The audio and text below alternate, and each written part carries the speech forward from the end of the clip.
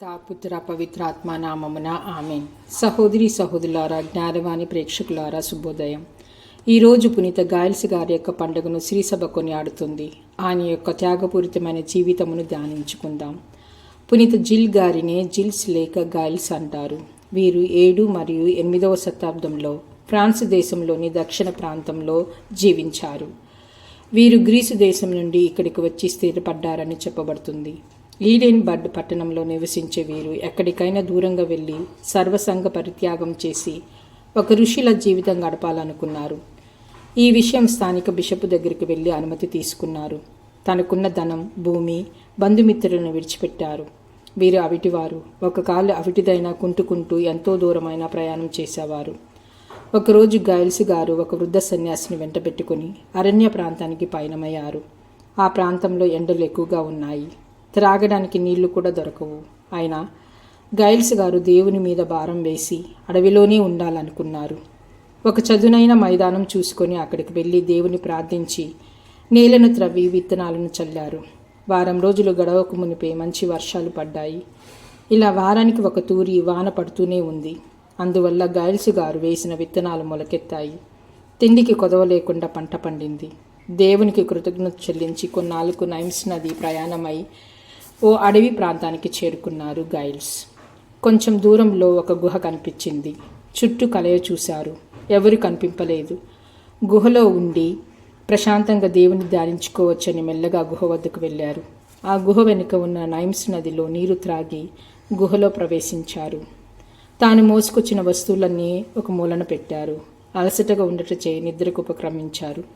కొంతసేపైన పిమ్మట అడుగుల చప్పుడు వినబడింది. దిగ్గున లేచి భయంతో దేవుని ప్రార్థించారు.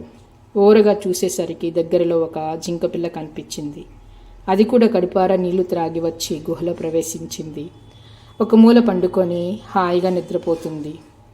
ఇలా ప్రతిరోజు ఆ జింకపిల్ల ఉదయం వెళ్ళి గడ్డి మేసి సాయంత్రం ఆ గుహలోకి వస్తుంది. సాధువైన గాయల్స్ గారికి అదే తోడుగా ఉంటుంది. అది గాయల్స్ గారు తనకు ఏర్పరచుకున్న ఆహారాన్ని మాత్రం ముట్టుకునేది కాదు. ఒకరోజు అడవిలో నైమ్స్ నది ఒడ్డున ఫ్రాంక్స్ రాజ్యపు రాజు వేటకు వచ్చాడు. అతడు వేసిన బాణం జింక పిల్లకు తగిలింది. అది గెంతుకుంటూ రక్తములుకుతూ తిరిగి వచ్చి గుహలో ప్రవేశించింది. రాజు అతని అనుచరులు గుహ వద్దకు వచ్చారు. వారు గాయల్స్ గారిని కనుగొని తమ రాజ్యం వచ్చి ఆధ్యాత్మిక సేవ చేసుకోమని ప్రాధేయపడ్డారు. అక్కడ అనుచరులతో గాయల్స్ గారు బెనడిక్ట్ సభ వారి కట్టుబాట్లను స్వీకరించి ఒక మఠాన్ని నెలకొల్పారు. వారి పేరు మీదనే ఆ ప్రాంతం పునీత గాయల్స్ నగరంగా అతి త్వరగా వృద్ధి చెందింది. మధ్యయుగ కాలంలో దీనజనులందరి కోసం పునీత గాయల్స్ గారు ప్రవేశపెట్టిన పూజా ప్రార్థన పద్ధతులు ప్రసిద్ధి నొందాయి. క్రీస్తు శకం 712 వారి మరణాంతరము వారి పేరిట లెక్కలేనని దేవాలయాలు కూడా వెలిశాయి. 11వ శతాబ్దంలో రోమాపురి కంపోసుల పట్టణంతో సహా పునీత గాయల్స్ నగరం కూడా గొప్ప యాత్ర స్థలంగా మారింది. 1862లో విద్రోహుల చర్యల వల్ల గాయల్స్ గారి సమాధి పాడు చేయబడింది. కానీ 1865లో అది తిరిగి కనుగొనబడి పునరుద్ధరింపబడి తిరిగి గొప్ప తీర్థయాత్ర స్థలమైంది. శ్రీసభలో గొప్ప ఉపకారులుగా ఎంపిక చేయబడిన 14 మంది పెద్ద పునీతుల్లో వేద సాక్షి కాని పునీతులు వీరొకరు. ఇంగ్లాండ్లోని స్కాట్లాండ్లోనూ వీరికి గొప్ప ఆదరణ ఉంది.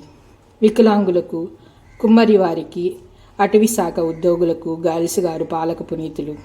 వీరు మధ్యవర్తిత్వాన ప్రార్థించే పిల్లలేని వంద్యస్త్రీలు, బుద్ధి మాంద్యము, మూర్ఛరోగులు మేలులు పొందారని భక్తుల యొక్క నమ్మకం. ధ్యానాంశం: దయా కనికరం లేని వారు దైవ జ్ఞానాన్ని సంపాదించలేరు. ఏటవాలుగా ఉంటేనే ఎత్తు పర్వతమైన ఎక్కగలం అని పునీత గాయల్స్ గారి యొక్క జీవిత సత్యం. మనం కూడా మన దైనందిన జీవితంలో దైవాన్ని అందరిలో చూస్తూ దేవుని యొక్క ప్రేమ ఫలాలను మన చుట్టూ ఉన్న ప్రతి ఒక్కరికి అందించడానికి ప్రయత్నిద్దాం. క్రీస్తు ప్రేమలో జీవిద్దాం.